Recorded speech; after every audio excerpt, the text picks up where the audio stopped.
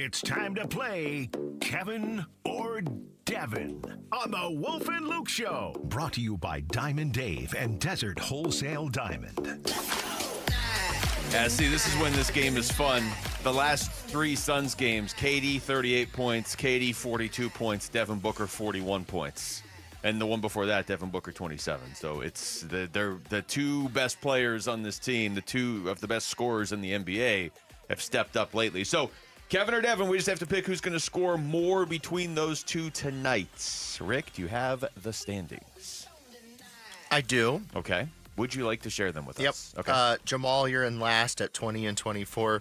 Not sure you have won since taking over for Aaron. Jamal, I don't think he needed to add that, Jamal. His tone. It's been a whole lot of nothing recently. I'm just stating the facts. It was Jamal or nothing. Rick went for the jugular. It's just the way he even said it. He started in last, which we don't usually do. It was like he's in last. I love it, man. And then it would be Luke. You're at 22 and 22, so you're picking up ground. I'm at 23 and 21, and then Wolf, congratulations, you've won this game, 28 and 16. Nobody is going to catch you in the regular season, at least. I mean, 28 and 16. But all that matters is the playoffs. That's true. What are you talking about? The regular season, we all know how important the regular season What are you? is. Are you the Milwaukee Bucks or whoever won the in-season tournament that nobody remembers this year? Is that who you are? Are you kidding me? The big season, 82 games, and I got it. Okay. All right, so who's picking first here? I've got reasons for both sides. You want me to give them, or you want me to just pick last? Just pick last. Okay. All right, Wolf? Wolf.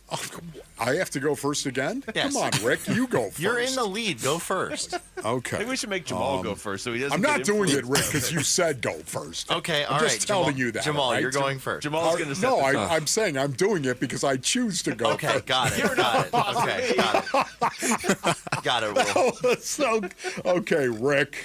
I'm going Book. I'm going to go with Book. Book going off. Shades of going off for 70. Isn't that right, I thought Buck? you might use that argument. Okay. All right, that's one. I'm going Devin Booker, no doubt about it. And not only that, I mean, KD, last couple of games, he's been lit. I think at some point in time, the Celtics, especially with their three-point defense, they are number 4 in the association in terms of their field goal percentage from 3. Mm-hmm. They go out and they ball. So I think, yeah, you know what? I'm going to go with Book. Okay. Jamal? Can I take a load management date?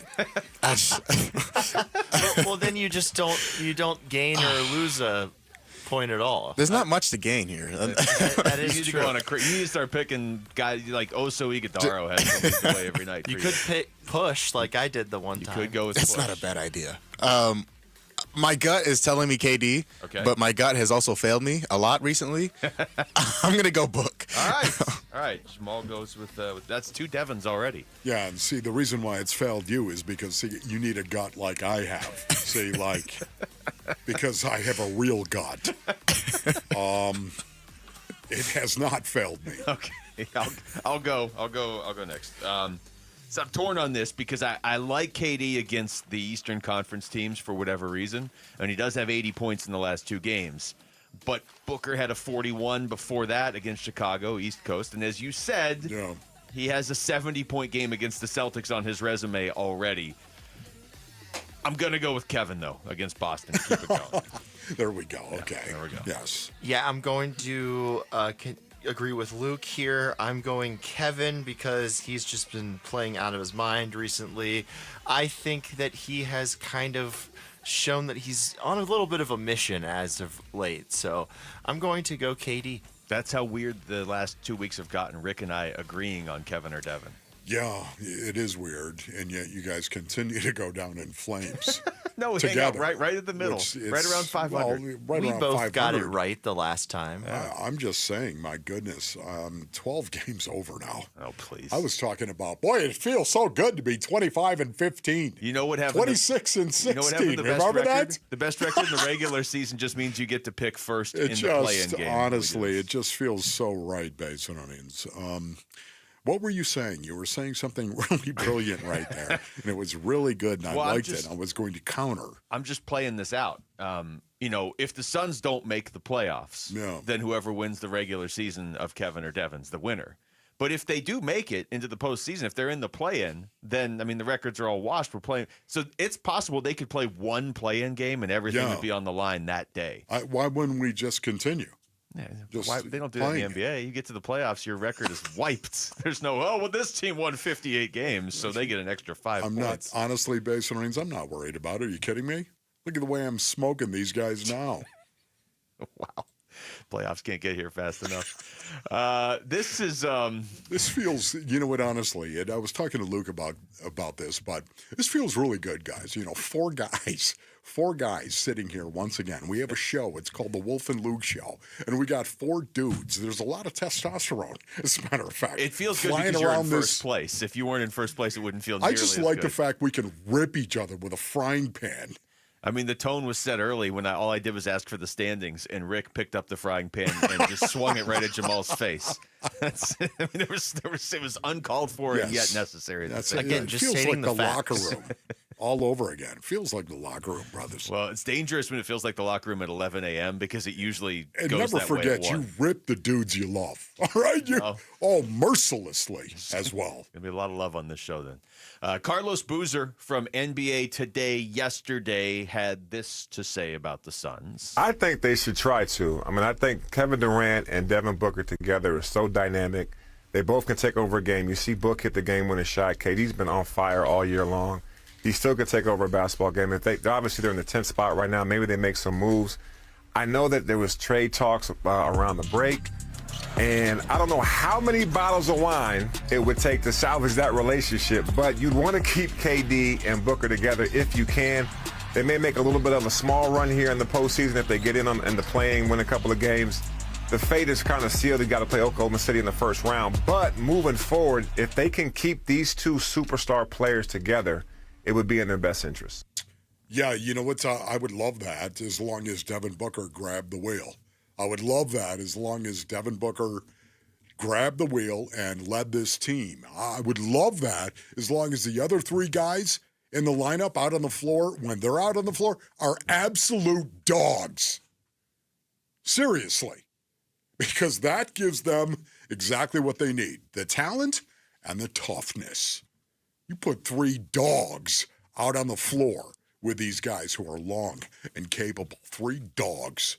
Yeah, I'm okay with that as long as Book grabs the wheel and says, get out of my way.